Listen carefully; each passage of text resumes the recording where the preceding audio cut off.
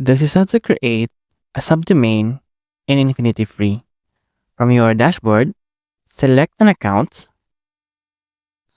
then go to Control Panel,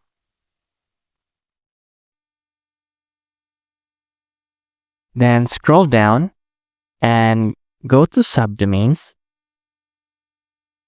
then create a subdomain. So for instance, my new subdomain, and select domain you want to add. Let's say InfinityFree app. Then just click create. Now you have your subdomain on InfinityFree app, and you can also go to your vPanel.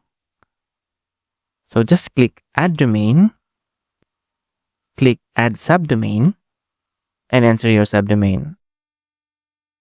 Let's say my new subdomain, and select a domain extension, or you can use your own domain. So let's choose our domain and let's create domain. And now your subdomain has been created under your domain. So this is how to create a subdomain in InfinityFree.